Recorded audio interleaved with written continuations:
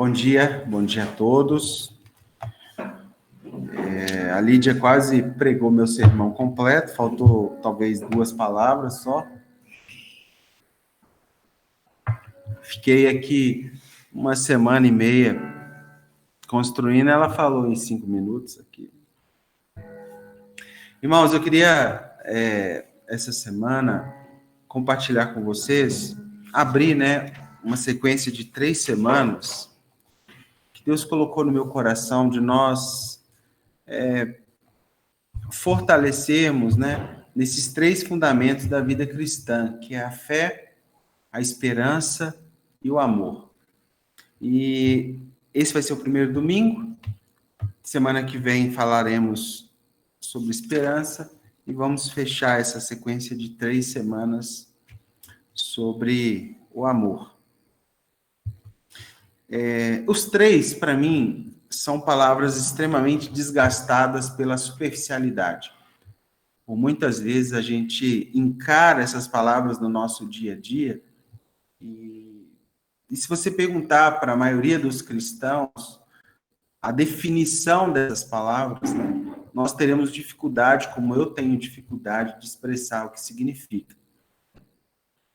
Por isso, eu queria abrir com um texto de Lucas, Evangelho de Lucas,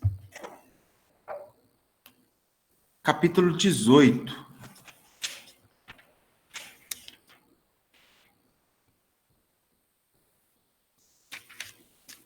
Lucas 18, a partir do versículo 7. Lucas 18, 7.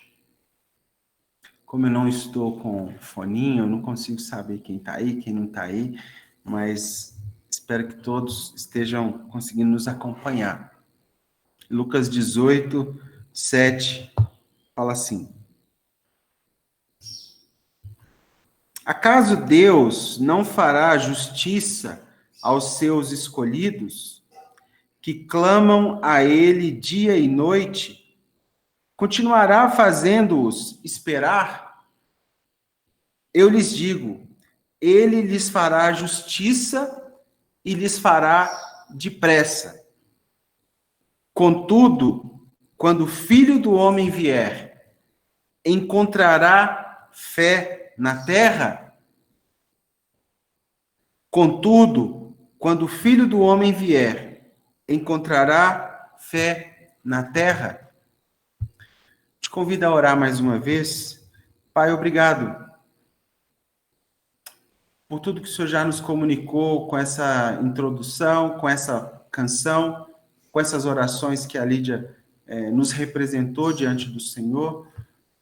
Nós nos submetemos, Pai, à Tua palavra. Mais uma vez, precisamos da clareza e da ação do Teu Espírito Santo para fazer com que esse livro tão complexo chegue a uma verdade simples dentro de nós.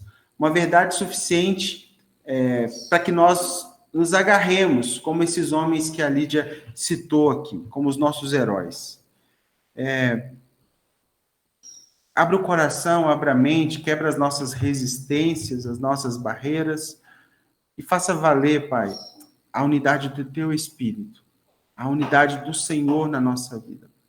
Em nome de Jesus.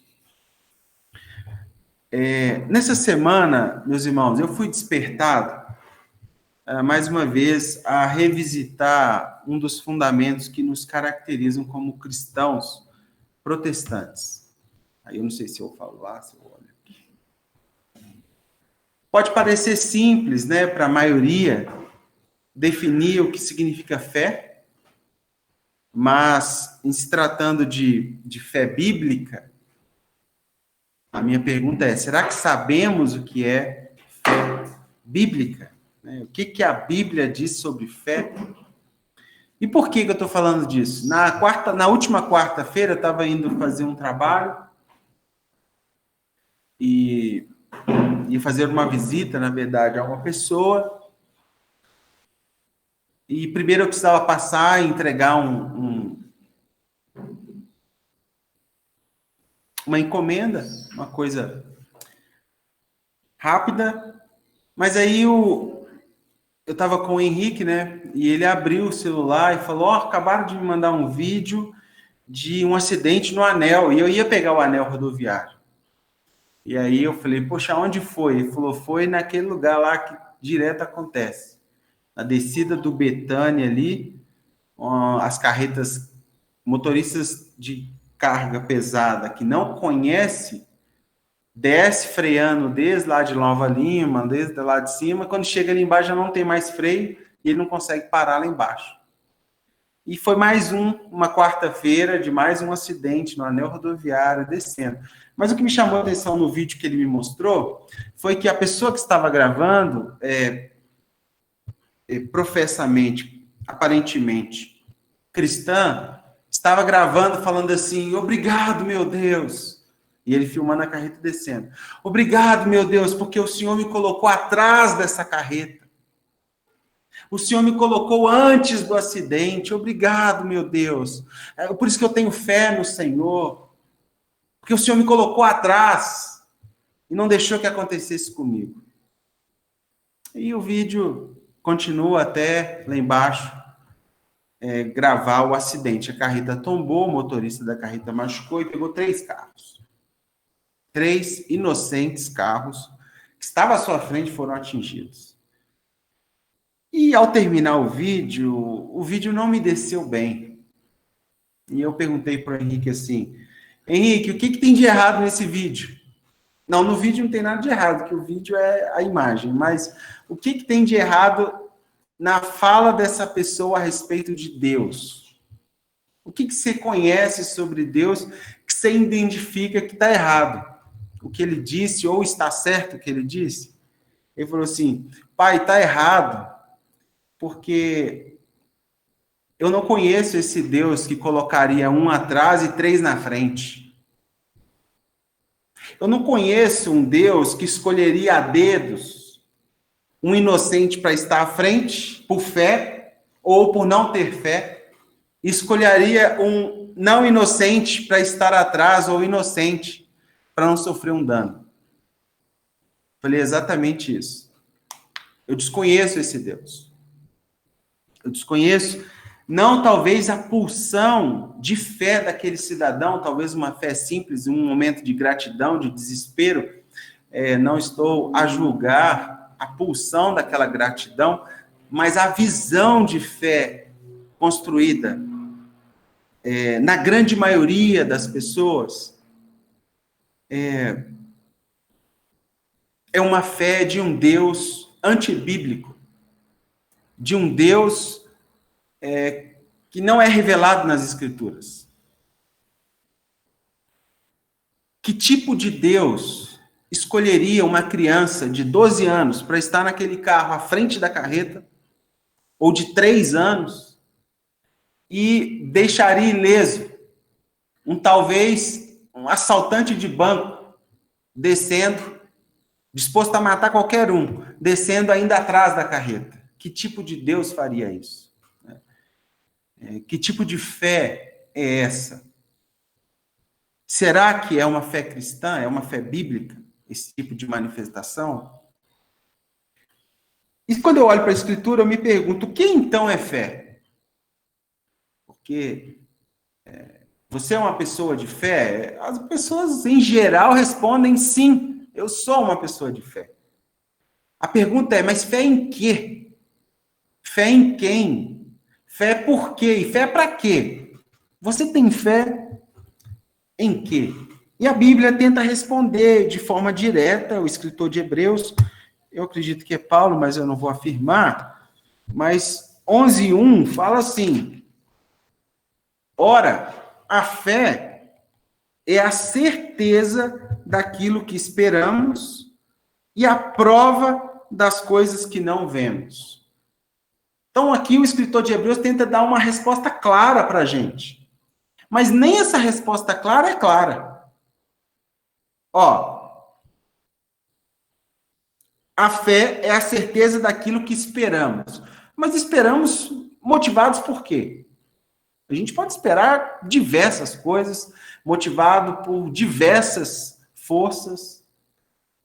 Mas que significa esperar em fé?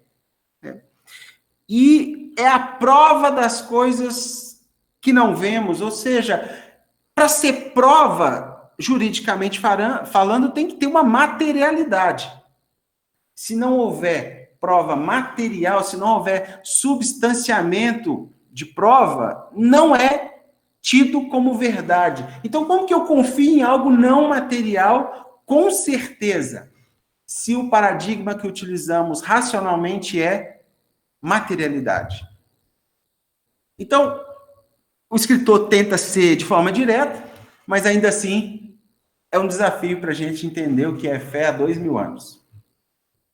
Aparentemente, a resposta é direta, mas o entendimento ainda é distante.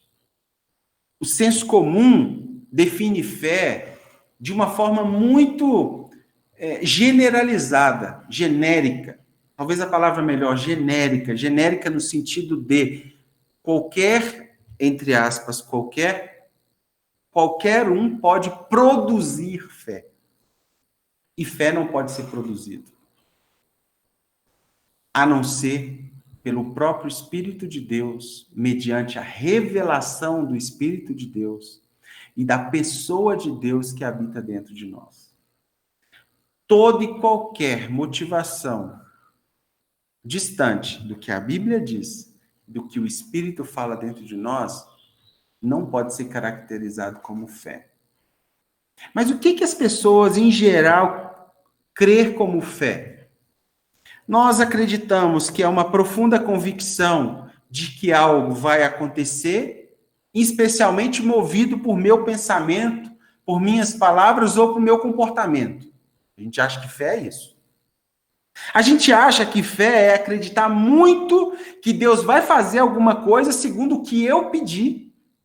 E para isso, você acredita com sua mente, faz uma força tremenda para que Deus traga à realidade aquilo que você mentalizou.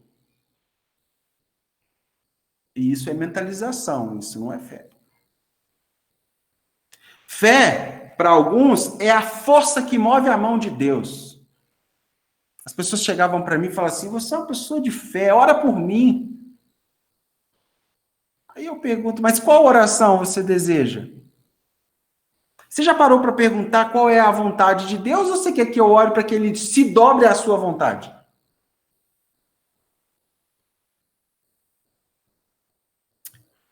Fé é a força que dobra a mão de Deus. É como se Deus estivesse lá em cima esperando assim, deixa eu ver quem vai ficar na frente daquela carreta.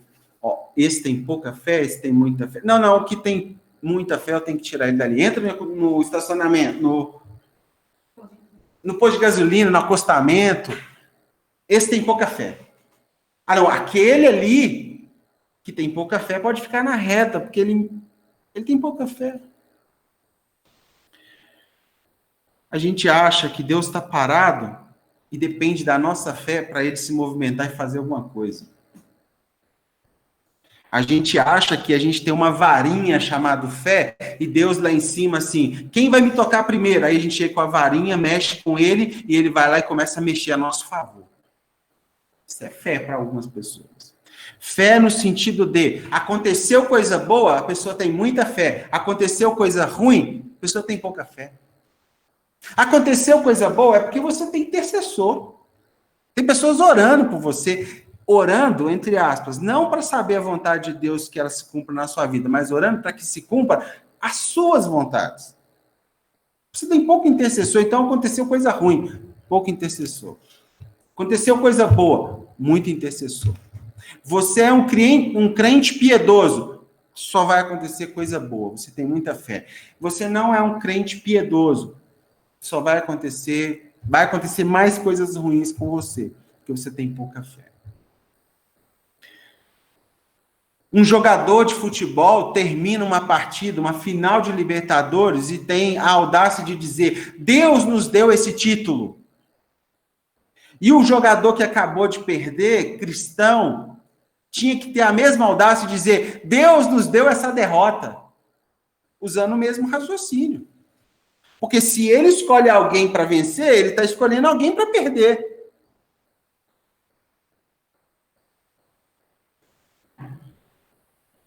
Nós, pessoal, infelizmente, criamos uma percepção sobre fé tão razoável, tão racional, tão manipulável pelas nossas próprias mãos, que a gente chega à audácia de tentar convencer Deus a fazer o que a gente quer.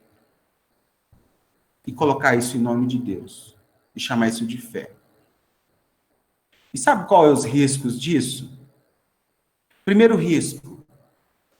Nós caímos na arrogância.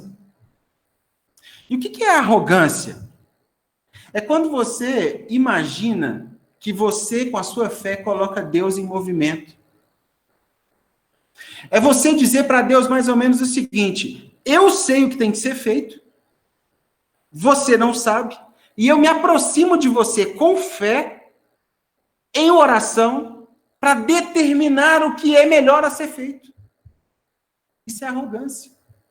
Isso não é fé. Reunião de oração. Você chega lá, Deus me guarde, por favor, não é maledicência. Mas quantas daquelas pessoas estão ali para ouvir uma oração ou uma intenção de Deus e se disponibilizar a cumprir? Nós vamos às reuniões de oração como vamos a um shopping, a uma feira hippie. Nós vamos e chegamos com as nossas causas. Deus, faça isso. Cura fulano. Sara ciclano. Liberta meu filho. E eu já vou chegar lá. Não tem nada a ver. Não tem nenhum problema você orar essas coisas. O grande primeiro problema é a arrogância de achar... Obrigado. A Pri está achando que estou nervosa aqui. Me deu até um café para me acalmar. A arrogância de nós acharmos que ele não sabe de todas as circunstâncias às quais estamos envolvidos. Pastor, Deus sabe o que está acontecendo em Manaus. Sabe. Sabe muito antes da primeira ONG se levantar para falar em nome de Deus e orar em nome de Deus. Deus está vendo. Ele está sabendo. Ele está próximo. E essa tendência nossa de achar que podemos dar alternativas para Deus, isso também já estava lá no Evangelho. Abre lá comigo em Marcos, capítulo 5. Olha a coragem arrogante desse homem. Talvez por desespero. Marcos 5, 21.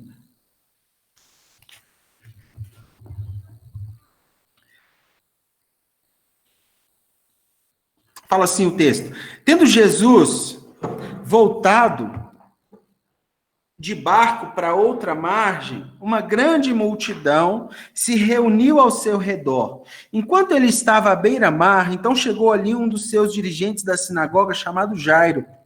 Vendo Jesus, prostrou-se aos seus pés e lhes implorou insistentemente: minha filhinha está morrendo, vem, por favor, impõe as mãos sobre ela, para que ela seja curada e então ela vai viver. Versículo 24, Jesus foi com ele. Ficou baixo. Um pouquinho mais. Nós temos aqui a história de um rapaz, de um líder da sinagoga, e, a saber, sinagoga era o local do serviço da exposição pública das Escrituras. Não necessariamente era igreja no formato que nós existimos depois da vinda de Jesus. Mas Jairo chega e diz o seguinte: Jesus, eu quero muito que você cure minha filha, mas eu quero que você vá lá, põe a mão sobre ela, ora, e aí ela vai viver. Parece sugerir que Jairo já tinha um método para Jesus curar. Ou já tinha a forma que ele acreditava que seria o certo a Jesus fazer. Só que nessa mesma história de capítulo, nós temos uma história da mulher do fluxo de sangue, que Jesus, sem saber quem tinha tocado, a mulher encosta só na ponta da veste, né, que é do tzitzit, tinha os filactérios, e na ponta do filactério tinha o tzitzit, ele encosta, a mulher encosta na ponta e é curada. E Jairo está chegando assim, você precisa ir na minha casa. Jesus cura de costa. Lembra daquele outro centurião que chegou falando do seu empregado? Jesus falou assim, não, pode ir embora que ele está vivo. Quando chegou lá, eles olharam a hora e viram que era exatamente a hora que Jesus tinha falado aquilo. Ele vive. Mas Jairo tinha, talvez por desespero, o meio, o método, o como fazer com que Jesus curasse a sua filha. Infelizmente, essa arrogância nos leva a dar receitas para Deus. Nos leva quando estamos nesses momentos mais difíceis da vida e trombamos com a finitude, ao invés de dobrar nossos joelhos em limitação e falar, Deus, o Senhor vê, muitos caem no desvaneio de dar ordens a Deus. Deus faça. Continuar nessa história aqui de Marcos capítulo 5, Jesus vai, né? Jesus 5, 24 fala que Jesus foi com ele, e no versículo 36, olha o que Jesus fala. Não fazendo caso que lhes disseram, não fazendo caso do que eles disseram, Jesus disse ao dirigente da sinagoga, não tenha medo, tão somente creia. Em outra versão tão somente tenha uma fé verdadeira. E o que significa ter essa fé verdadeira? A gente começa a construir o que a gente acredita sobre fé. É estar em companhia de alguém. Não tem a ver com a sua capacidade de orar, sua capacidade de ser santo, sua capacidade de seu tempo dedicado liberando palavras a Deus, ou o quanto você sabe da Bíblia. Mas é a consciência que você está ao lado de uma pessoa chamada Jesus. E por estar ao lado de Jesus, até aquele dia, ninguém tinha passado na frente de Jesus morto e continuasse morto. Ele tinha ressuscitado todos. Então, a primeira coisa que a gente começa a construir, entender sobre fé, que é estar ao lado de. Fé, estar ao lado de Jesus. E aí o que Jesus fala? Talita cumi. Você estava só dormindo. E assim, eu e a Rebeca conversando esses dias, né, dentro do carro, assim, não, foi ontem, e ela falando assim, é difícil acreditar, né, na história de Lázaro.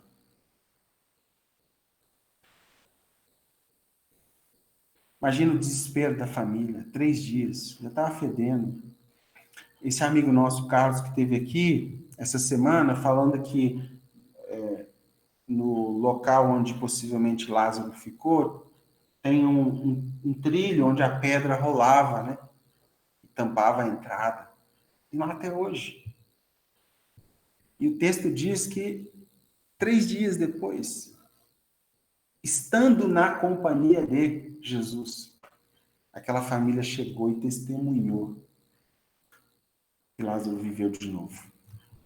Então, a primeira coisa que a gente não pode cair é na arrogância de achar que Deus não sabe, que Deus não vê, que Deus pode ser, de alguma forma, mexido. A oração do justo pode, em muito, os seus efeitos. Pode, inclusive, esse pode está condicionado a conhecê-lo. Pode conhecê-lo tão profundamente. E o nosso amigo Ed René fala que 2 orações muito, muito, muito espirituais. Sim, Senhor, e obrigado, Senhor. O Antônio Carlos Costa diz que um cristão bom, um crente bom, ora pouco. que é isso, pastor? Ora pouco no sentido de pedir, ordenar e dizer o que Deus tem que fazer. Mas ele tem tanta consciência de estar na companhia de, que onde ele vai é uma ação de Jesus através da vida dele. Ele não tem que ficar implorando como se Jesus estivesse lá. Jesus está aqui. Se eu vou a Manaus, ele vai lá comigo. Se eu vou no hospital, ele vai comigo. Se eu me ajoelho na cama, antes da palavra chegar na minha boca, ele já sabe que está me causando angústia.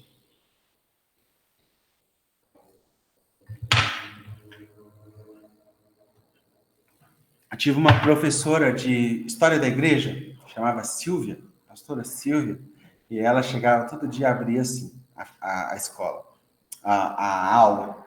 Limitem-se na sua insignificância. Antes de começar as aulas. Ela dava logo uma borrachada assim, porque era um seminário carismático, e a aula dela era após o recreio, que era uma reunião de oração. Então a galera chegava e ela... fé se chama relacionamento com uma pessoa. E essa pessoa é Jesus Cristo. Fé não é sua capacidade mental, espiritual, intercessória. Fé é a sua capacidade de relacionamento. Segunda coisa que eu acho perigoso, para a gente não confundir fé, a fé bíblica com a fé do senso comum, é a prepotência. Primeiro eu falei da arrogância e agora eu falo da prepotência. O que é a prepotência? É aquele pensamento assim, Deus não está fazendo nada até que eu o incomode pela oração da fé e o coloque em movimento. É o exemplo do fustigar com a vara. Né? É aquele pai cansado, final de vida, aposentou, sentado na cadeira de balanço, olhando o mundo e seu espetáculo. E aí eu tenho que ficar chegando para ele e falar, você não está vendo isso? Você é inoperante. Você não é onipotente, né? Você não está fazendo nada. Eu tenho que ir lá fazer. O senhor não faz nada. Essa prepotência não nos parece muito condizente com as palavras de Jesus. Quando perguntado a Jesus, por que você está curando no sábado? Ele falou, porque meu pai trabalha até agora. E eu trabalho também. Quando questionado o apóstolo Paulo, você é um apóstolo? Ele falou, Malemar é um cooperador do pai que está fazendo algo. Então, a prepotência de achar que se eu não fizer, Deus não está fazendo. E eu me lembro exatamente naquele fatídico sábado que eu cheguei pela primeira vez em Citrolândia. Seminarista, uma Kombi lotada de jovens, um pacote de biscoito, bolo para a gente tomar café com os pacientes. E aí eu entrei na porta, olhei para o senhor Severo e com aquela intenção assim, olha, eu vim aqui trazer Jesus para você, e fui dar um abraço nele. Ele virou para mim e falou assim, ele já estava aqui. Tem 38 anos que eu estou aqui, ele estava aqui comigo. E eu voltei para aquele dia para casa, menor de tamanho, que eu achei que eu estava levando Jesus para algum lugar. E ele já estava lá, ó. Então, essa prepotência de atuação, seja ela na vida das pessoas, nas esferas, no mundo, na sociedade ou na igreja, homens de Deus se levantando para falar em nome de Deus, sem se submeter a quem Deus não é fé. É prepotência. A gente esquece de João capítulo 1, que fala que tudo que existe foi criado por ele. E nada do que foi criado existiria se não fosse criado e existisse nele. Então, é mais ou menos o seguinte, imagina uma estrela que não sei se há bilhões, há milhões de anos-luz de distância de nós, ainda da sua casa, você olha para o céu e consegue ver. Se eu parar aqui agora e tentar enxergar a minha casa, de onde eu estou, possivelmente eu não vou conseguir. E ela está muito mais perto do que essa estrela. Agora, dá para você imaginar o tamanho que é uma estrela? Que por essa distância toda eu levanto de manhã ou à noite, olho para o céu, ela está lá? Você acha que alguém que criou uma estrela desse tamanho, e a Bíblia diz que ele sustenta ela nos seus devidos lugares até hoje? Inclusive existe um mapa onde a estrela brilha pontualmente. Existem as que se movem, mas existe um mapa de iluminação contínua no céu pelas estrelas. Imagina alguém que criou isso, perdendo o controle do mundo, da minha vida, da sua. David, mas o mal não tem influência no mundo? Tem, via legalidade, existe a produção de morte, a validação, a atuação de Satanás, dos seus demônios, existe. Mas não significa que não está sob uma atuação divina. É mais ou menos assim, até o diabo pede bênção. Todo dia de manhã, o diabo, para fazer alguma coisa na terra, ele pede bênção. E por que ele está tão desesperado? Porque o inferno é o lugar da desesperança. E ele sabe que o único lugar que Deus não pode mais atuar é nesse lugar de desesperança. Porque Deus é a esperança. Então ele fica desesperado. Mas para ele começar o dia, ele tem que falar benção. Eu vou infernizar a vida de uns, eu vou causar a morte de outros, eu vou tramar uma pandemia, Ele precisa pedir bênção para fazer alguma coisa. O que tem a ver com fé, então, contrário à prepotência? Sabe qual o maior cenário de fé para mim? Esses dias vendo o depoimento de uma mãe no Rio de Janeiro, que teve a sua filha de 3 anos morta na virada do Ano Novo, com um tiro de fuzil. Cristã, depoimento de fé. Perguntaram para ela, qual foi a sua ação quando você viu sua filha deitada no chão? Ela falou, eu ajoelhei e não tive força para falar nada. O desespero era tamanho que é um rendimento, é uma rendição a quem ele é. É a nossa consciência tão profunda de inutilidade, de pequenez, que a gente se dobra e fala, Deus é Deus, seja Deus.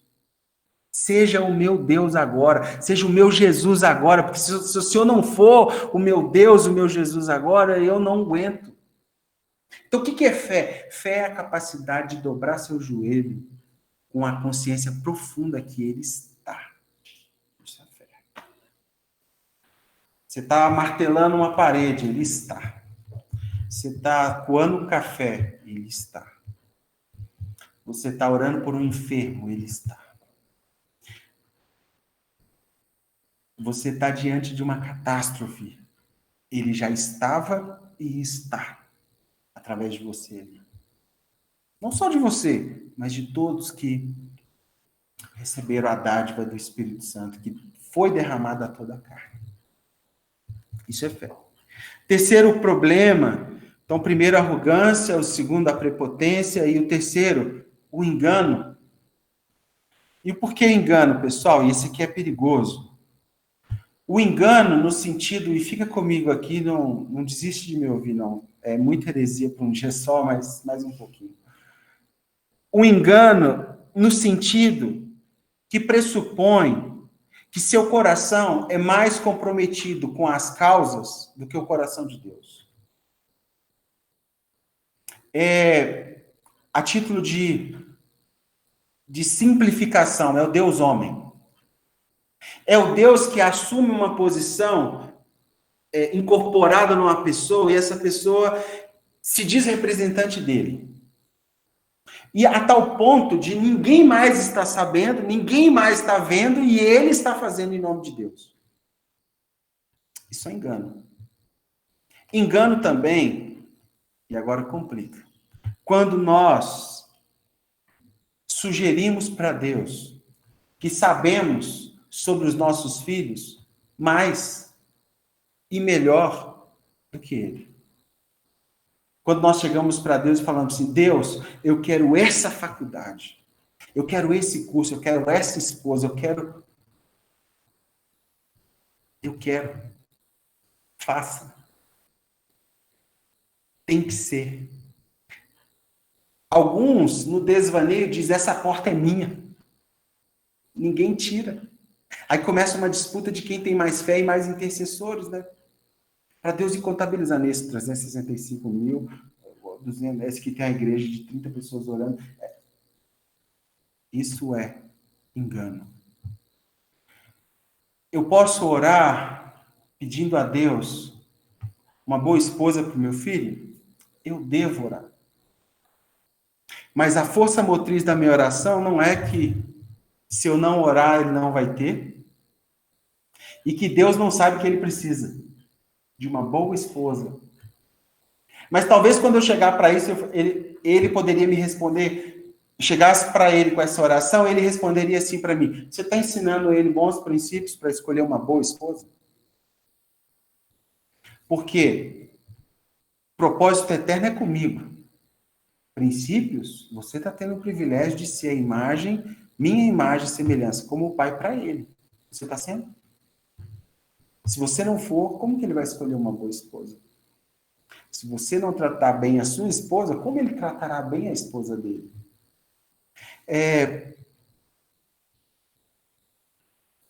Nós achamos, pessoal, que sabemos cuidar melhor da nossa família do que o próprio Deus. Nós, inclusive, assumimos o papel de Deus na vida dos nossos familiares.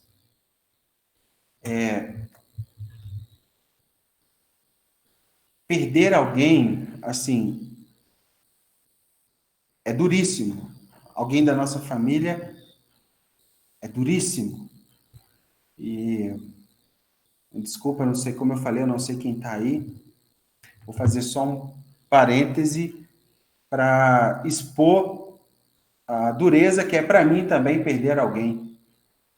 Esses dias eu tive um problema na Tecton, no trabalho, e aí entrei no carro rápido, o Henrique e o Alex entraram, e aí eu pensando em como resolver o problema, peguei o telefone e fui ligar para um amigo meu, que qualquer tipo de problema desse ele resolveria para mim. E tive o desvaneio de procurar o telefone dele, achar que eu não paguei, está aqui, e discar. Totalmente rendido àquela lembrança. Então, eu sei do que eu estou dizendo quando eu digo que é duríssimo perder alguém, mas nós não podemos ser Deus dessas pessoas. Você, como pai, como mãe, não pode ser Deus dos seus filhos.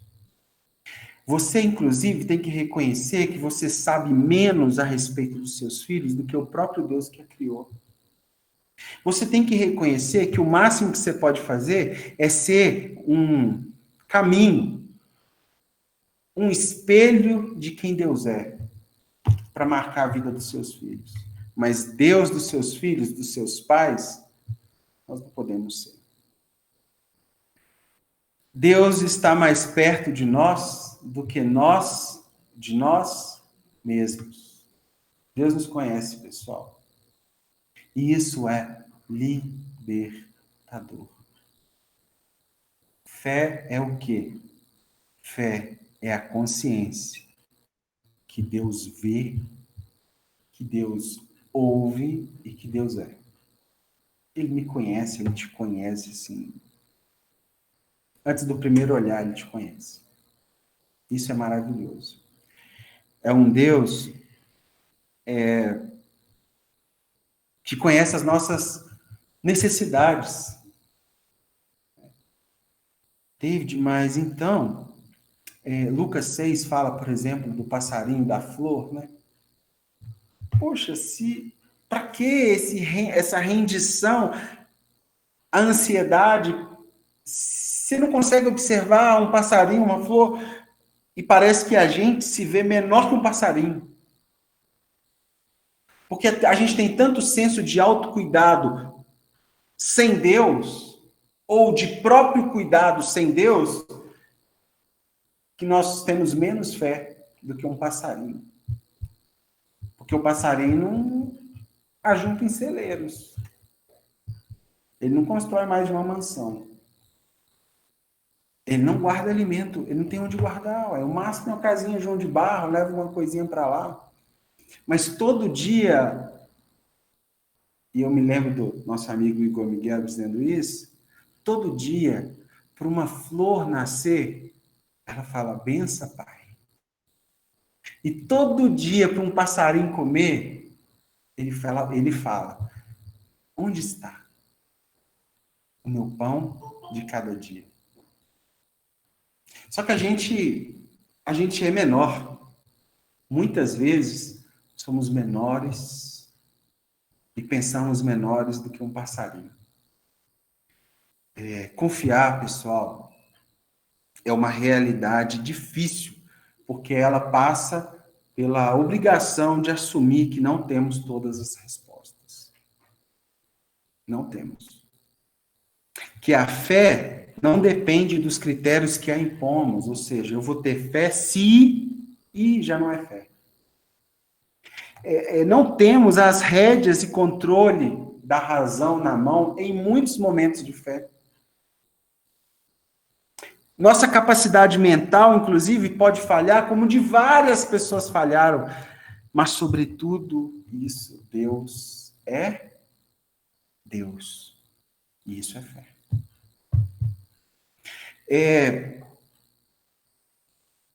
A vida, pessoal, ela não é uma programação de controle remoto, onde a gente consegue dar pause, play, stop, volta, muda de canal.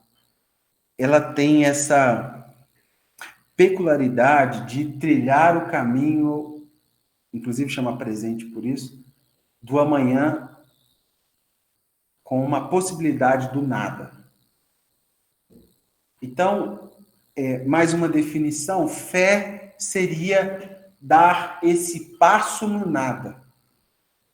Nada que é mais sólido do que aquele lugar que você estava com seus 2 pés. Fé é a capacidade de você dar um passo no nada, que ao você se movimentar com esse passo, ele é mais sólido, o nada é mais sólido do que onde você estava com seus 2 pés fixos. Isso é fé. Não é uma fé irracional, porque fé e razão não são coisas contraditórias. Pelo contrário, Romanos 12 fala de um culto com razão, com consciência, com inteligência. Mas nós vamos ver aqui nos alguns exemplos que tem um limite essa razão. Mas a fé não tem limite. O limite é a pessoa de Jesus. Deu para entender? Essa razoabilidade dos fatos da vida tem um limite. E o homem pode chegar até aquele limite. E a partir dali, Deus é. Se Deus é tudo, o contrário de tudo é nada. Uma pessoa que acha que tem tudo sem Deus, na verdade, ela está no nada. Porque se ele criou tudo, mantém tudo, sustenta as estrelas se movimentando no céu de noite para iluminar alguns lugares. Se a distância entre um planeta e outro não se altera. Um dia o Bruno lá na base trouxe para a gente a visão do universo, assim a gente começou a afastar, né, olhando da Terra do universo. Se existe uma mente inteligente que organizou o negócio, eu, na minha pequenez, não posso ser contaminado pela arrogância, pela prepotência, nem pelo engano de achar que ele não é Deus. Concluindo, por que então, pastor, devemos orar? Porque, mediante a tudo isso que você falou aí, é calar a boca. Né? Tá errado. Nós devemos continuar orando, não para fustigar Deus, não para Deus cuidar de áreas da nossa vida ou de pessoas que amamos, subentendendo que Ele não está cuidando, mas para pacificar a nossa ansiedade que Ele não está cuidando. Não significa que se você orar, Ele vai fazer ou não vai fazer. Significa que se você orar, você vai chegar tão perto dele que você vai saber o que ele está fazendo. Então não tem a ver com movimentar Deus, tem a ver com saber que Deus está fazendo, está cuidando, está com você, que Ele te ama, que Ele te cuida. Tem uma história muito interessante para exemplificar isso, é o filho que vai no quarto do pai às 3 da manhã, imagina a Júlia, dormiu na casa da Pri hoje, né, Júlia? Não é isso? Caminha boa? Colchão bom, né? Aí a Júlia chegou lá, desesperada, 3 da manhã, bateu no quarto da Priscila assim. Pri, vai ter almoço amanhã? Aí, ansiosa, aquele negócio.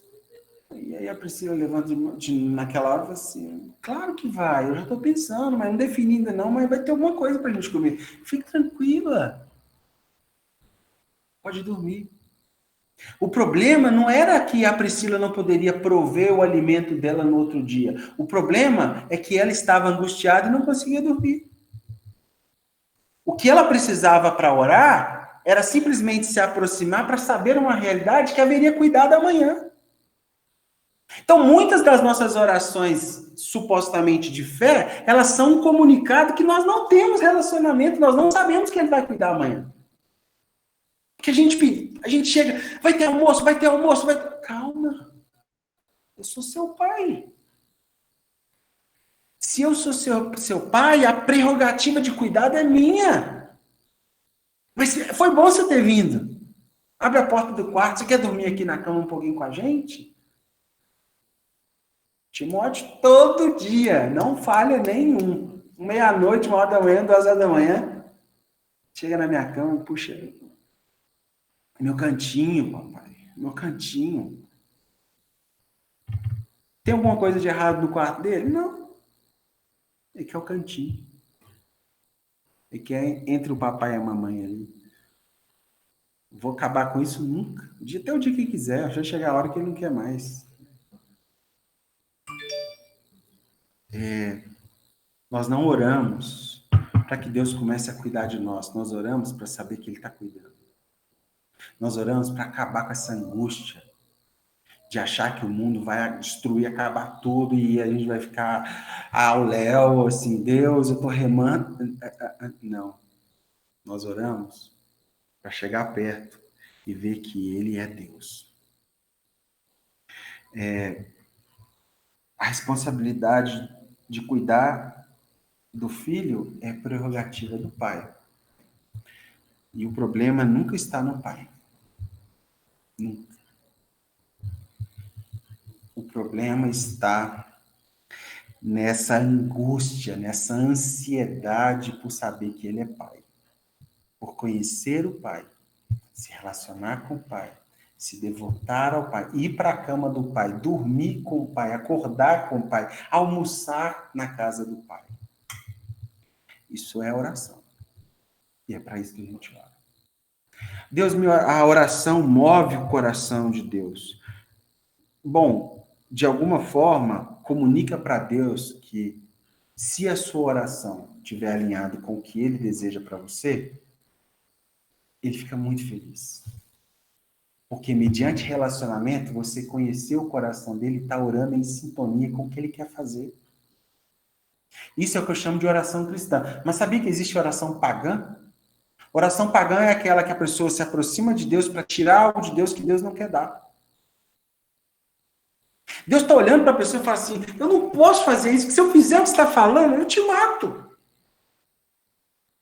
E a pessoa continua orando, por quê? Porque ela não conhece a vontade de Deus, ela não tem a capacidade de perguntar para Deus qual é a sua vontade. E ela está tentando tirar algo de Deus que Deus não quer dar. Isso é oração pagã. Isso é manipulação de poderes divinos. Isso é bruxaria. Isso é macumba. Com todo cuidado às religiões afrodescendentes, né? Nenhum afronta. Mas isso é pensar que você tem poderes divinos e você consegue subir até Deus e manipular para que ele trabalhe a seu favor. Isso não é cristianismo. Isso não é fé. Vamos lá para mim, há um texto que pode ser algo especial para mim e para você hoje. É Filipenses 4. Tem uma coisa aqui que em 10 anos eu nunca tinha visto. Em 20 de convertido também, na minha Bíblia não tinha. Filipenses 4, 6. Olha o sublinhar do que eu acabei de dizer. 4, 6. Não andem ansiosos por coisa alguma, mas em tudo, pela oração e súplica, e com ações de graça, apresentem seus pedidos a Deus. Para quê? E a paz de Deus, que excede o seu entendimento, guardará o seu coração e a sua mente em Cristo. Aproxime em oração, em súplica, não para que todas elas sejam atendidas, não para que ele comece a trabalhar, mas para que você encontre paz. Para aquela criança que acha que não vai ter o almoço do outro dia, saiba que a carne já está separada, descongelando.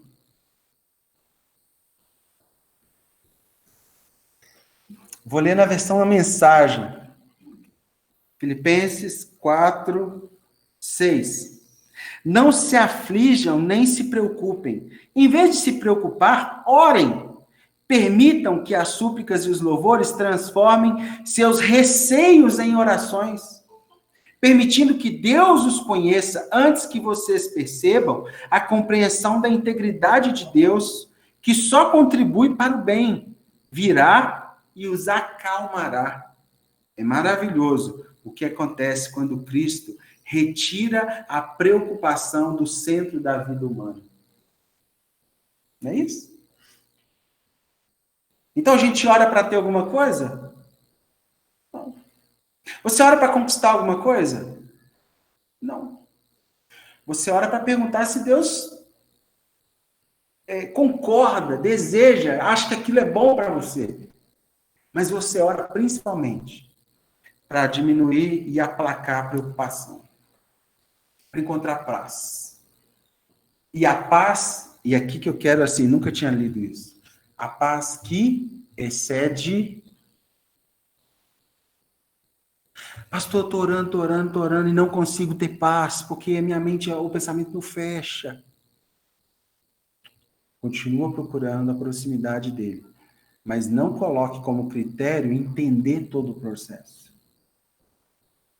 porque excede o seu entendimento. E isso é maravilhoso, sabe por quê, irmãos? A palavra entendimento aqui significa mente, capacidade de perceber, entender bem, sentir, julgar, determinar. Fala sobre faculdades mentais, entendimento, razão, no sentido mais estreito, capacidade de conhecer os planos e projetos do outro. Olha isso. Os poderes superiores da mente, da alma, é como se ele estivesse falando o seguinte: sua razão deve lhe acompanhar. Caminho estreito. Siga com a sua razão, em oração. Mas vai chegar um momento que a sua razão pode ficar pelo caminho.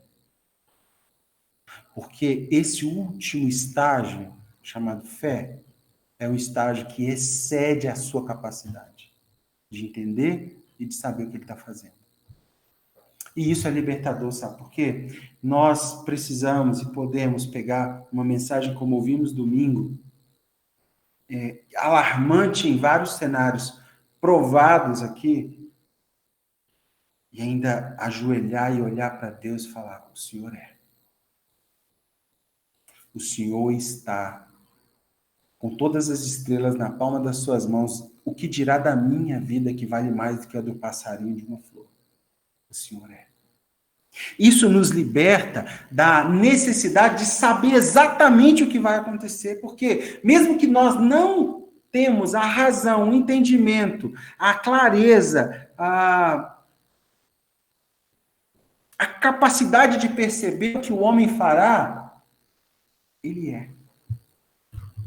Ele está. E ele é Deus. Nós podemos encontrar paz? Não sei quantos aqui já leram aquele livro daquele judeu que ficou preso no campo de concentração. Franklin, alguma coisa. Eu vou achar o nome dele aqui. É um relato dos anos que ele ficou em Auschwitz. E ele registra como ele encontrava paz. Com o seu companheiro hoje sendo queimado, assado nos fornos, e ele lutando para mais um dia de paz. Viktor Franklin, acho que é isso. Alguma coisa do sofrimento. Ele conta sobre o achar paz.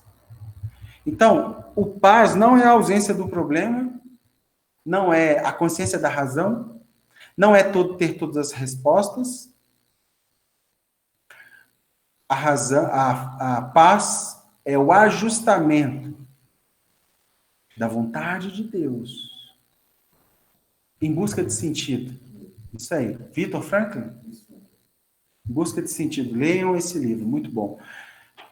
Então, o que é paz? Paz é esse lugar que você se aproximou de tal forma que, mesmo estando num campo de concentração, ele está. E se ele está, ele é. E se ele é, meu amigo, você é nele. Sabe aquela coisa assim, libertadora? Ansiedade e oração não combinam, assim como água e fogo não combinam. Por que não combina? Para que serve a oração? Aproximar de Deus. Não tirar algo de Deus. Aproximar de Deus. Aproximando de Deus, você conhece Deus, escuta Deus, percebe Deus, inclusive o que Ele está fazendo na sua vida. E então você encontra paz. Paz que excede, inclusive, seu entendimento. Estou passando um BO, problema na justiça, dívida, campo de concentração, morte, perdi um ente querido. Tenho paz. Como que você está tendo paz? Não sei explicar, porque excede a minha capacidade de fazer os cálculos. Por que eu estou tendo? Não tem. Porque é uma pessoa. E essa pessoa está próxima de mim. Eu não sei quantos de vocês já sentiram isso, mas você está com uma situação muito angustiante, aquela coisa travando assim, aí você o busca de todo o coração. Lembra desse texto? Aí chega num lugar de busca que você já não consegue mais falar nada. Você começa a sentir que ele está. Já aconteceu isso? E aí você começa a se constranger, porque só porque ele está. Você nem lembra de pedir mais nada. As orações mais imaturas começam pedindo. As orações mais maduras são sussurros, são choros, são sorrisos, são gargalhadas de gratidão.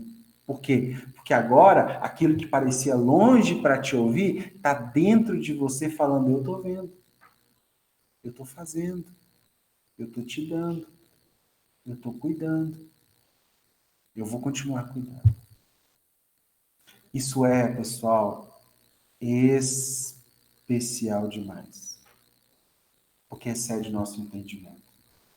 Imagina só o contrário disso. Imagina só nós refém de 1, 2, 10, 50 homens que tivesse que ter como nos provar o próximo passo para a gente ter paz. Imagina isso. Imagina você refém de um líder, de um pastor, de um político. Imagina você refém disso. Se ele conseguir te provar, você terá paz. Não. Além do que eu e você podemos entender. Então, a primeira conclusão é que Por que devemos orar? Devemos orar para nos aproximar e conhecer que Ele é. Segunda conclusão, Deus não é uma ideia sua. A sua ideia de Deus, que é uma ideia sua. Parafraseando lá o nosso amigo. Cuidado com essa tendência de criarmos Deus à nossa maneira. Essa pulsão de um Deus particular.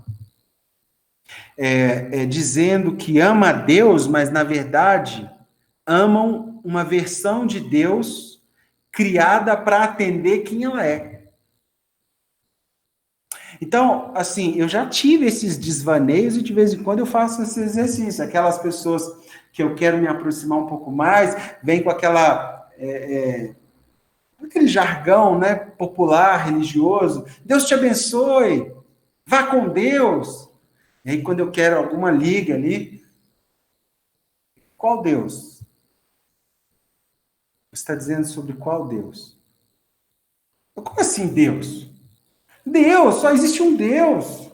O Deus, né? O Deus. Deus do católico, do crente, do espírita. Aí a pessoa acha que eu estou tirando ela. Eu falei, não, calma. Vamos fazer um raciocínio bem leve para você entender onde eu quero chegar. Estou te perguntando. Imagine que o seu filho chama Bruno. E eu conheço um Bruno, né? Um irmão lá da igreja, uma pessoa que eu conheço, bem, próximo. Aí nós chegamos,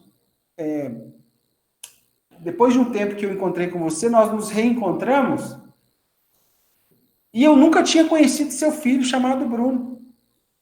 E na conversa você fala, não, meu filho Bruno. Aí eu falo, não, já conheço. Aí você olha para mim e fala assim, você conhece meu filho? Conheço, Bruno. Não é Bruno? É Bruno. Pois é, tem um Bruno lá na igreja, ele é igual, deve ser igual, né? Bruno e Bruno. Mesma pessoa. Nesse sentido, minha senhora, qual Deus está dizendo? Quem é seu Deus? Você está falando do Deus da Bíblia? De Abraão, Isaac, Jacó, o Yahvé, o Adonai, o adorado entre as nações, o Criador de tudo, o que sustenta o universo na palma das suas mãos, que me criou e me conheceu ainda substância informe? É esse Deus? Esse Deus tem nome. Ele tem um livro. Ele registrou as experiências de pessoas que tiveram com ele num livro. E esse livro é a verdade revelada para nós. Ele teve um filho. Assim como você teve o seu, ele teve um filho, mas ele ofertou seu filho para resolver um problema que era meu e seu antes de você nascer. Então, irmãos, cuidado com a ideia que você cria sobre Deus. Deus não é uma ideia minha. Deus é quem Ele é. E o máximo que eu posso fazer é conhecer, mediante isso aqui, quem Ele é. Se Ele não quisesse se revelar a nós, quem éramos nós? Mas Ele parece que desejou ser diferente de todos os outros deuses. Porque mediante o relacionamento de Deus com homens e mulheres como eu e você, Ele registrou um caminho para conhecê-lo. Olha que coisa linda. As religiões pagãs, no máximo, uma luzinha, assim. Ele não. Ele deu tudo. Ele fez uma substância dele tomar a mesma forma minha e sua para vir aqui, para a gente conhecer Deus. Pessoalmente, carne e osso. Então, Deus não é uma ideia sua. A sua ideia de Deus que é uma ideia sua. Ao invés das pessoas se relacionarem com Deus para cooperar com quem Ele é e o que Ele está fazendo, as pessoas se relacionam com uma versão idealizada de si mesmo. É o Deus homem. Ah, porque o apóstolo tal, se ele não for em tal lugar resolver o problema, Deus não foi. Deus homem. Esse Deus não é Deus. Deus não é uma pessoa exclusiva para gerar uma blindagem contra o mal e e ser uma garantia de sucesso e de todos os projetos. No nosso tempo pastoral, até aqui mesmo pequeno, 10 anos e pouco, eu já vi muitas pessoas de Deus sofrerem. Eu já vi famílias de Deus se divorciarem. Eu já vi famílias de Deus perder filhos. E você pergunta assim, onde que estava Deus nessas horas? No mesmo lugar que ele sempre teve. Sendo Deus. Deus, quando ele é uma imagem criada com a intenção de me blindar contra o que pode acontecer de mal a mim, ele deixa de ser Deus e se torna um ídolo. Porque o ídolo é aquele que nós fazemos coisas para ele e ele tem a obrigação de fazer para nós. Então, se eu não oro, ele não me atende. Se eu não jejuo, ele não me atende. Se eu não tenho intercessores, ter tudo isso e fazer tudo isso é ruim? Não necessariamente. Mas fazer isso com a intenção de tirar algo de Deus, não é Deus da Bíblia, não é fé e não é oração. Isso é paganismo. Isso é idolatria. Isso é ídolo. Você ora para quê? Para se aproximar de Deus. Para conhecê-lo. 2 Coríntios 5,15 fala assim: Ele morreu por todos, para que todos os que vivem não vivam mais para si, mas para aquele a quem ele morreu e ressuscitou. Bom, se isso está falando a respeito de mim e você, por que nós chegamos para pedir coisas para ele? E para viver a nossa vida e para atender os nossos pedidos? Se nós estamos engajados numa missão que é mais dele do que nossa, a gente devia chegar a ele mais para conhecer o que ele está fazendo, o que ele está sentindo. Ou você acha que ele não está sentindo a dor de uma família tirando o caixão de dentro da própria casa lá em Manaus esses dias? A pessoa velada dentro de casa porque não pode velar em outro lugar. Valas compartilhadas. Vários, 5, 6, 8 membros da mesma família morreram num período de 6 meses, todos no mesmo lugar. Isso não é de agora, pessoal. Você acha que ele não sofreu isso na Primeira Guerra? Na Segunda Guerra? Na Guerra Fria e na Guerra Quente? Que é essa guerra que o mundo exige dos traficantes no morro para todo dia ficar vivo. No trânsito, nas estradas. É uma realidade. Já viu aquele filme Todo Poderoso? Lembra do Jim Carrey? Se colocando no lugar de Deus e começando a...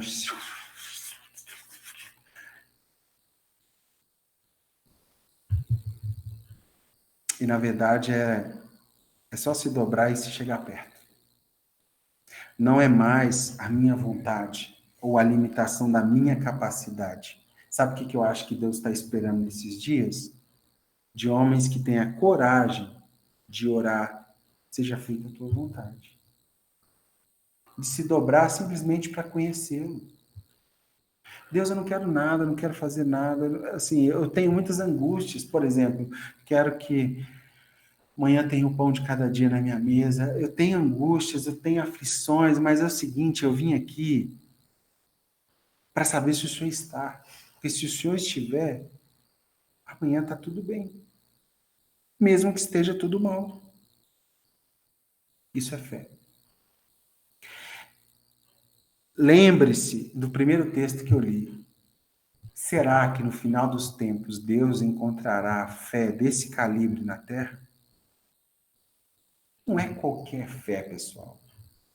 Fé até café, cafuné tem.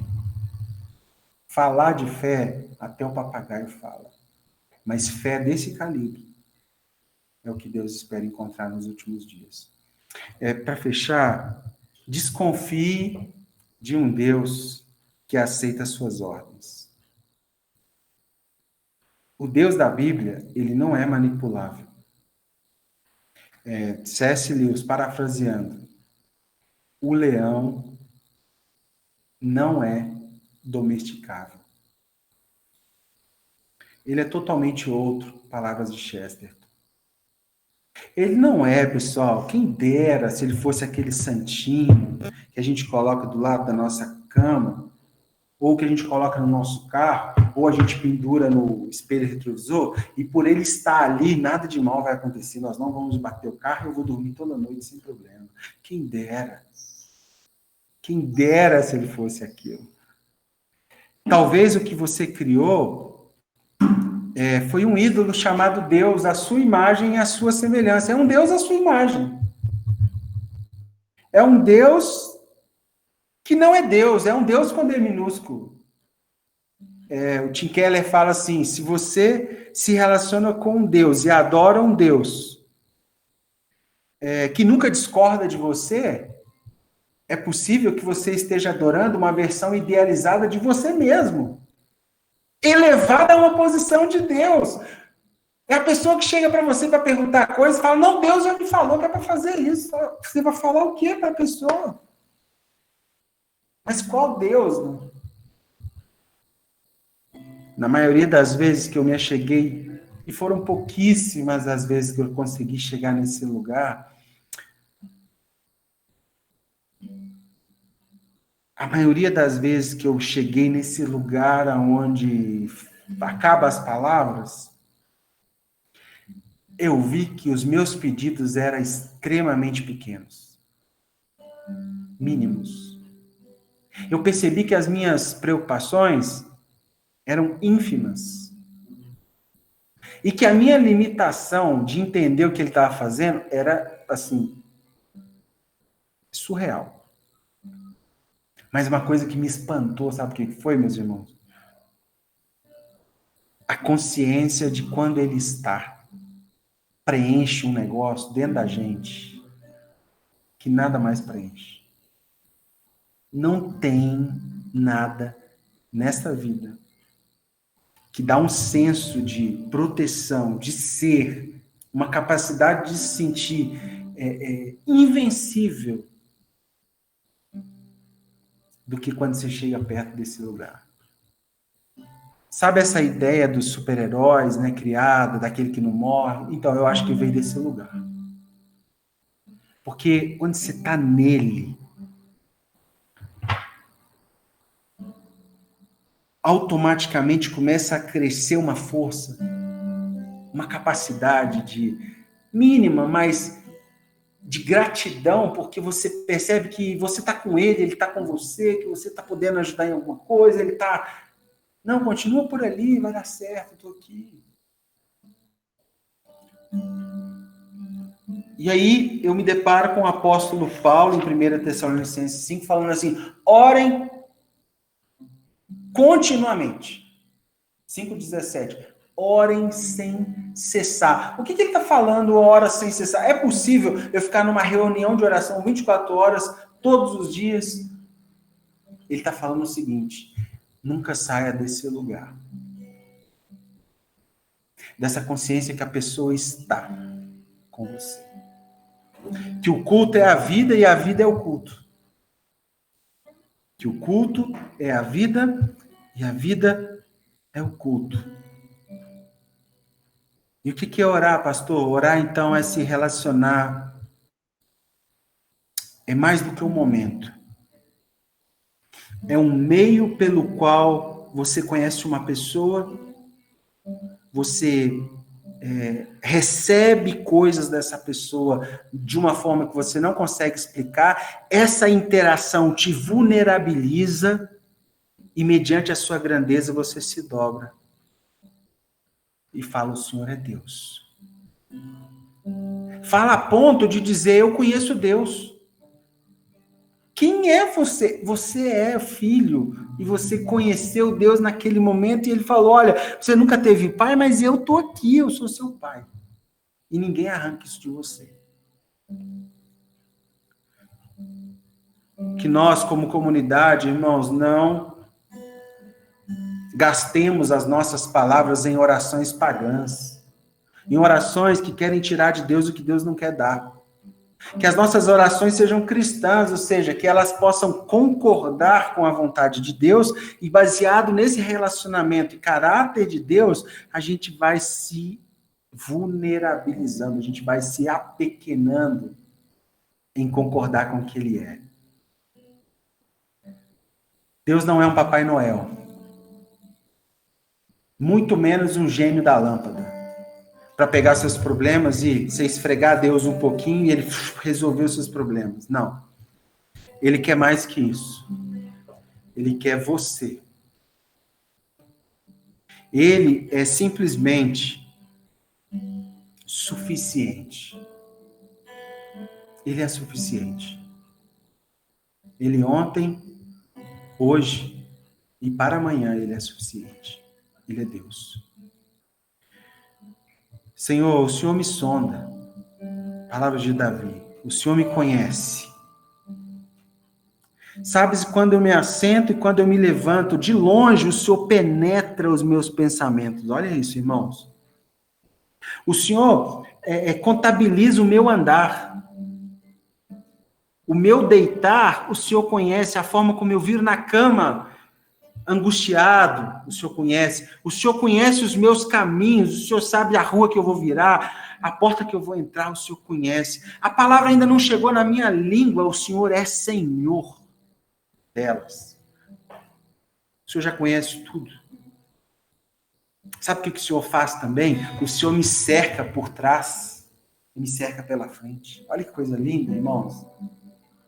O Senhor sobre mim coloca a sua mão, e esse conhecimento é tão maravilhoso, é tão sobremodo elevado, que a minha mente não consegue atingir, disse Davi. A minha razão não consegue. Está para além.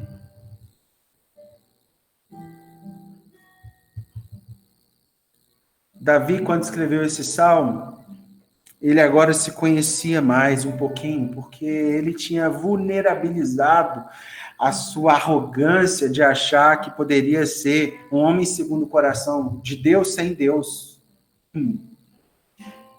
Sem Deus, ele se tornou um adúltero. Agora, conhecendo mais o seu limite racional, ele se dobra e fala: é para além do que eu posso entender, mas o Senhor é. Deus não é um meio para nada. A fé não é um amuleto, não é uma garantia de sucesso. A fé não é um fim para os seus interesses. Mas a fé é um fim em Deus. Sendo Deus suficiente para tudo que você precisa. Para tudo que você necessita. Nada do que Deus possa te dar é maior do que essa experiência da presença dele. Quinta-feira eu estava conversando com um amigo aqui, e nós dois temos filhos próximos de idade, e aí eu falei para ele que na última sexta eu me comprometi a colocar meu telefone no modo avião e ir para a pracinha com o Timóteo, brincar, andar de... E aí ele se sentiu assim, constrangido e falou: puxa, nunca fiz isso, vou fazer isso hoje também. Aí ele falou: por que você não me falou isso antes? Porque eu gasto correndo, agitação, não consigo ter tempo de qualidade com meus filhos, e por que você não me falou isso antes? Tal? Eu tenho que fazer mais por eles, Não é fazer. Porque não é nada que você possa fazer como pai. Ele sabe que você é pai. Mas nada terá mais valor do que a presença. A presença. É ele perceber que você está junto dele no momento de alegria, no momento de tristeza, no momento de necessidade, na hora que ele quer o Doritos, quer o picolé de limão. Você é o provedor. Mas na hora que ele tropeça e rala o joelho, você é o primeiro a chegar. É ele querer pular do parquinho lá e você tá lá embaixo para pegar. Presença. E quantas vezes nós terceirizamos tantas coisas, trocando a presença por coisas tão baratas.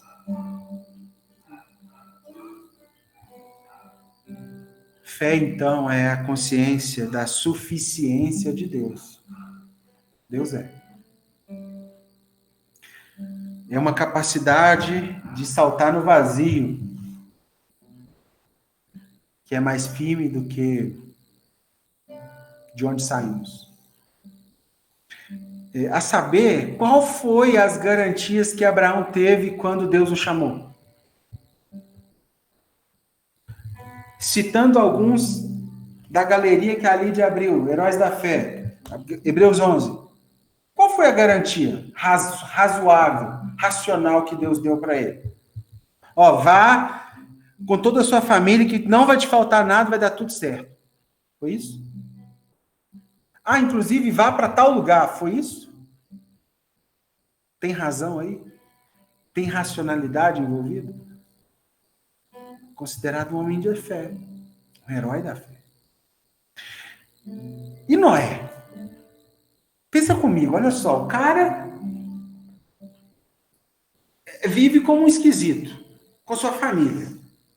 Deus aparece para ele em visão e fala o seguinte: constrói um barco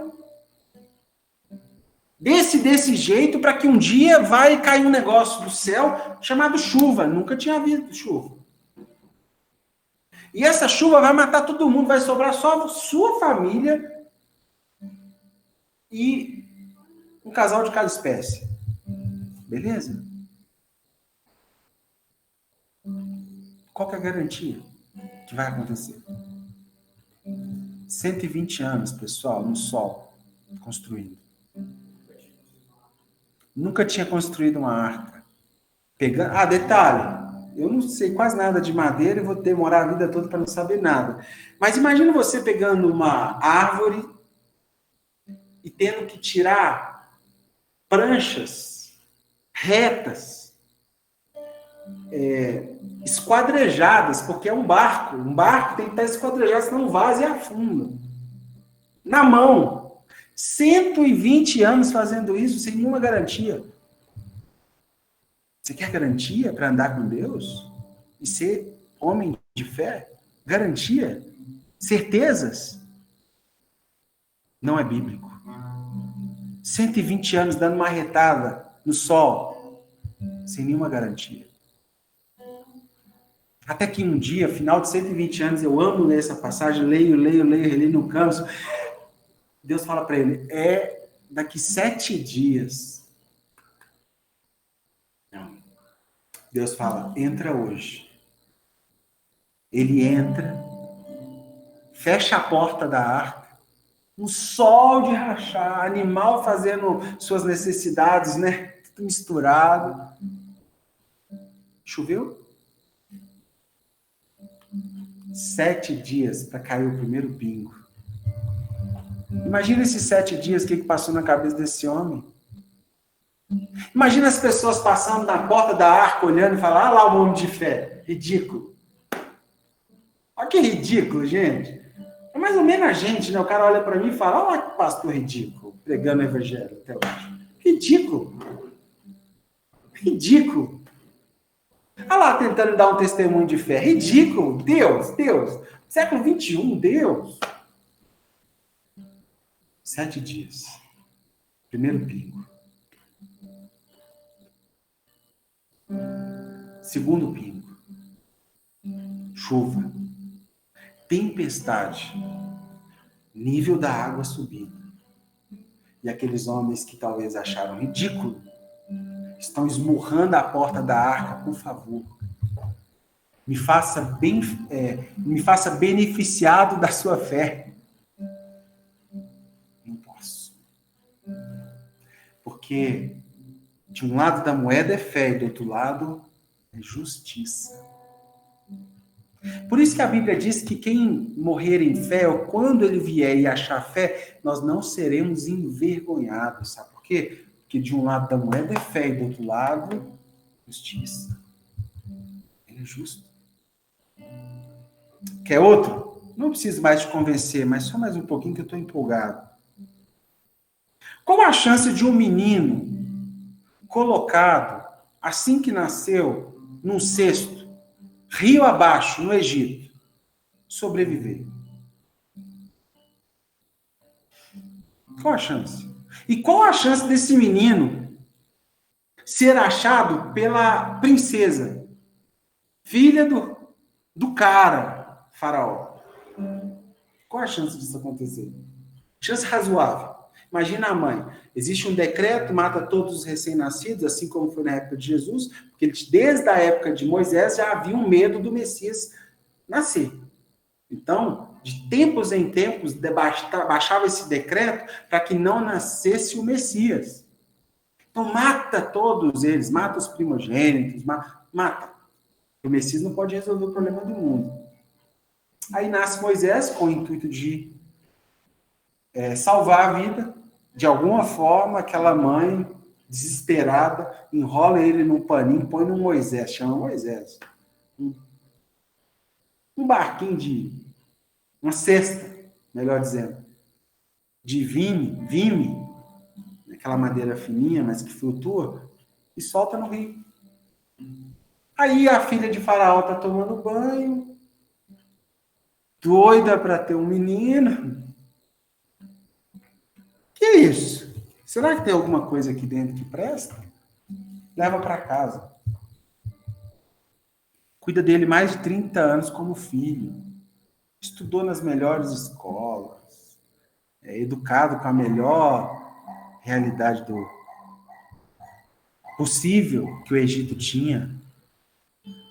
Quando ele está começando a se entender por gente, Deus aparece para ele, então, mas não foi à toa, não. Eu tenho uma missão para você. Sabe qual é o seu nome? Moisés. Sabe o que significa Moisés? Aquele que tira. Sabe o que eu quero que você faça? Liberte esse meu povo da mão do seu avô que está escravizando. O que? O meu avô? Seu avô é um tirano. E esse meu povo, que se chama pelo meu nome, merece liberdade. Inclusive, a saber, você não é da linhagem de Faraó. Olhe da janela. Quando ele olha, ele vê um do seu povo sendo morto. E então, aquele estalo de consciência, ele se rebela contra o seu avô para obedecer à voz de Deus. Qual garantia, hein, pessoal? Que aquela mãe, quando colocou, achou que o filho dela se tornou simplesmente o homem que libertou o povo de Deus. Qual a garantia? Que história é essa de fé ser garantia? Que garantia?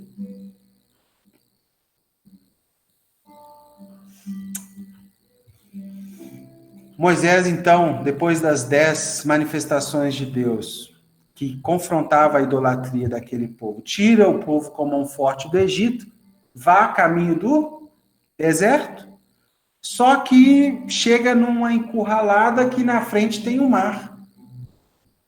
Qual a probabilidade desse mar abrir para que esse povo sendo tirado passasse a pé enxuto, ou seja, sem rastro de água embaixo? E pior, qual a probabilidade do último judeu atravessar o exército inimigo e entrar e Deus fechar a água em cima dos inimigos? Qual a probabilidade disso? Sabe o que me encabula, meus irmãos? Que quando Deus chegou para Moisés e falou, tira o meu povo, Moisés relutou, mas obedeceu. Ele chega de frente ao mar e fala, e agora, Deus? Moisés tinha uma consciência que Deus estava com ele. E isso é fé. Deus falou assim, qual o problema? Ah, você está de brincadeira, né, Deus? Você está vendo que tem um mar aqui. Você não está cego, não, né? Qual que é o problema? Não foi eu que criei o mar? Pega o seu cajado, toca no mar, dá ordens. E então Moisés toca, o mar abre, o povo atravessa, quando chega do outro lado. E agora, Deus? Olha o senso de companhia de Deus. Ele ordena para que feche. E o mar. Qual a probabilidade em fé disso acontecer, pessoal? David, mas você foi muito, muito longe, talvez 6.000 anos atrás. Chega mais perto. Tá, mais perto. Qual a probabilidade das moléculas de água ao lado do barco onde Pedro estava se transformarem em coisa sólida e ele pisar um transformou, pisar na outra transformou e ele andar sobre as águas? Qual a probabilidade? Fé não é uma probabilidade racional. Fé é uma certeza da companhia de Deus. Fecho com o texto de Hebreus 11, que a Lídia leu, Hebreus 11, 38. Esses homens que eu estou falando, o mundo não era digno, pessoal. Sabe o que significa a palavra digno na Bíblia? Não tinham a mesma substância. Sabe por que o mundo não era digno desses homens? Porque esses homens não eram do mundo. Eles tinham um dono. Eles viviam tão perto de Jesus. Eles viviam tão perto de Deus. Que esse mundo era outra substância. O mundo não era digno deles. Esses homens, os nossos heróis, tá, pessoal? Não estavam no Instagram. Não estavam no YouTube. Olha onde eles estavam. Vagaram pelos desertos e montes, pelas cavernas e grutas. Sabe, eu tenho uma profunda convicção que o exército dos últimos dias terão pessoas que nós nunca imaginamos que estivessem lá. Pessoas que desconhecemos. Sabe essas figurinhas conhecidas, repetidas? Não sei.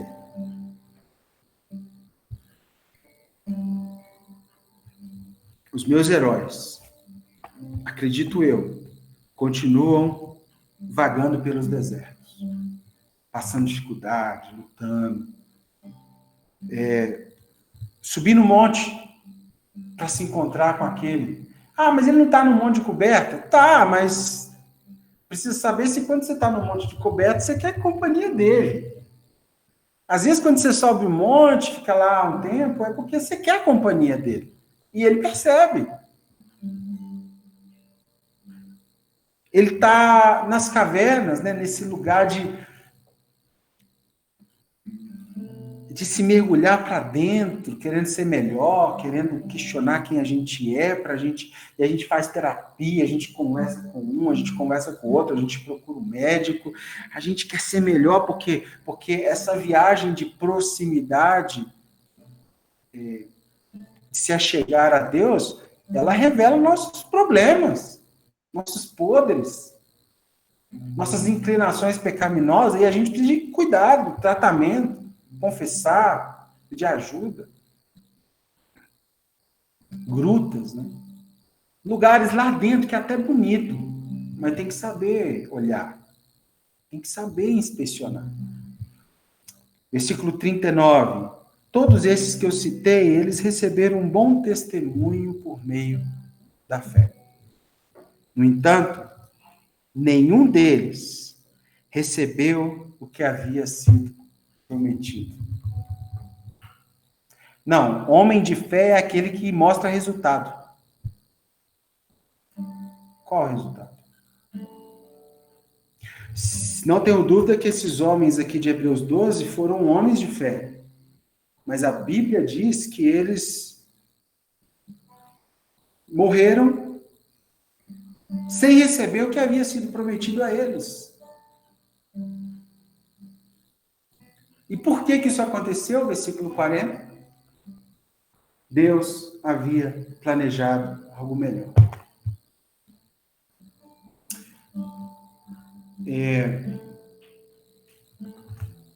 Eu espero que Deus ache no nosso meio, no meio da sua igreja,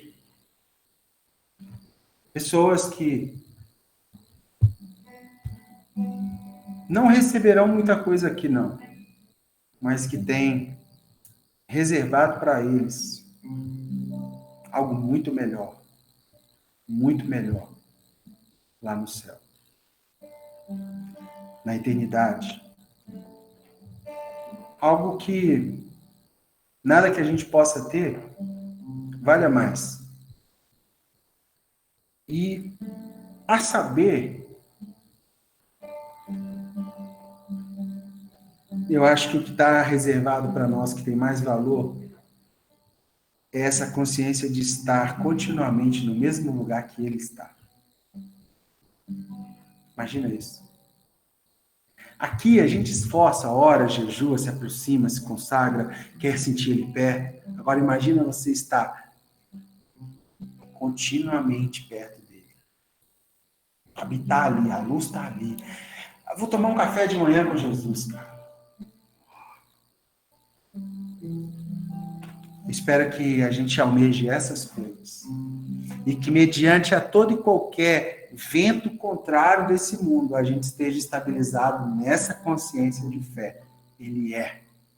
Ele está. E sempre estará. No controle do governo, do mundo, da história, da nossa vida. Amém? Te convido a orar comigo.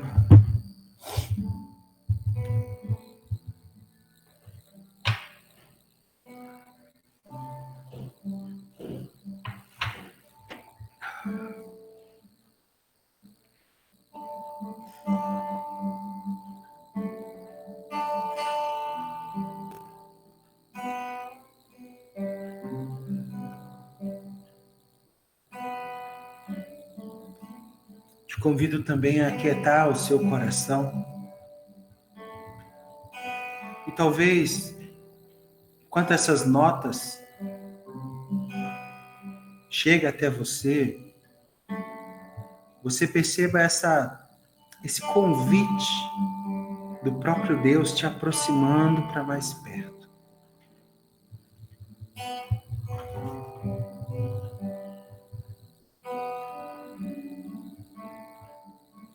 Aqueles problemas que parecem insuperáveis, invencíveis.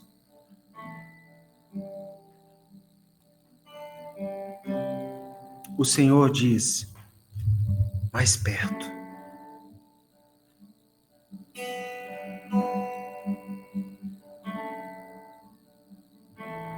Mais perto para você saber que eu sei. E que eu sou.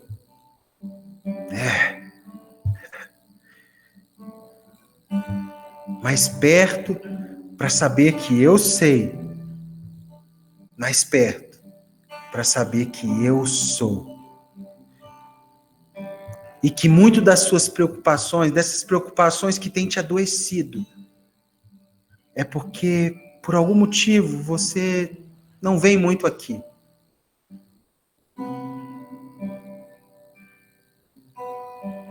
Mas eu o desejo. Eu sinto saudades. Eu desejo ter você aqui. Nesse lugar que os questionamentos se calam, os pedidos se calam.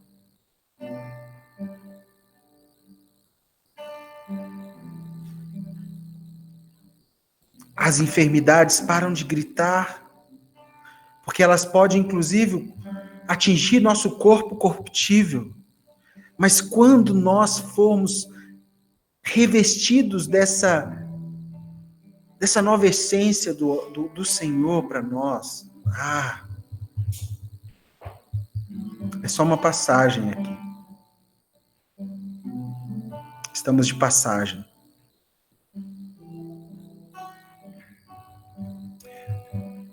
E Pai, eu oro em nome de Jesus, com uma profunda consciência de inutilidade,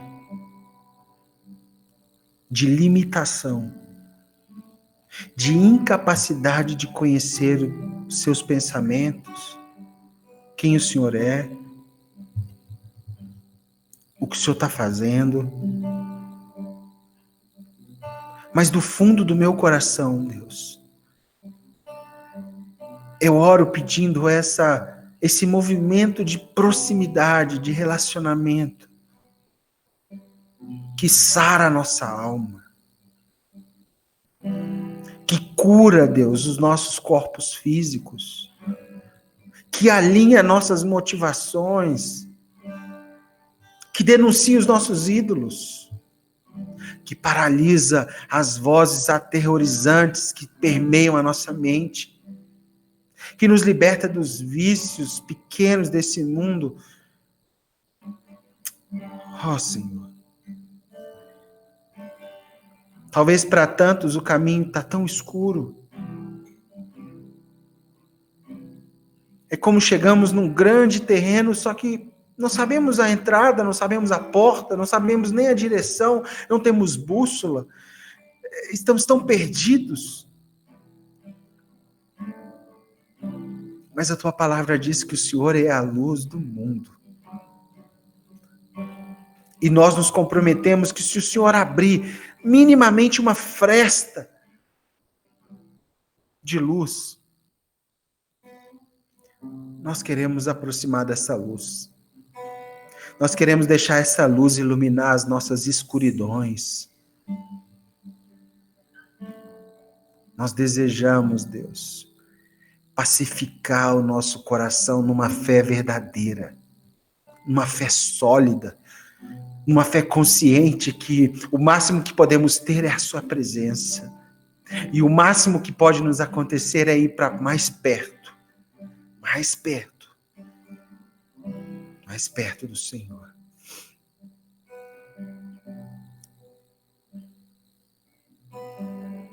Eu abençoo, Pai, eu oro para que haja a bênção do Senhor sobre a vida de cada irmão, de cada irmã que está me ouvindo. Que de alguma forma, Deus, nós possamos ser sensíveis. Que por um milagre consigamos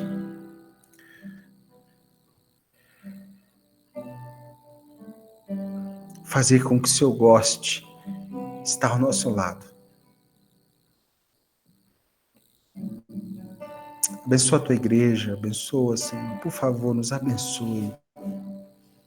Nos faça ter a consciência da tua bênção sobre nós. E que do nosso meio, do nosso tempo, da nossa história, possa haver homens sobre os quais esse mundo não é digno. Esse mundo de corrupção, de manipulação, de controle, de pensar o mal, de maquinar o mal. Senhor, que sejamos pessoas cujo esse mundo, tão afetado pela queda, não seja digno do Senhor em nós. Não porque nós somos bons, mas porque o Senhor habita em nós. E então, nos tornamos, Pai, como o Senhor é. Eu oro, Pai, com essa canção que cantamos aqui, nos dá esse calibre de fé. Essa fé que não se abala. Nos dá essa esperança.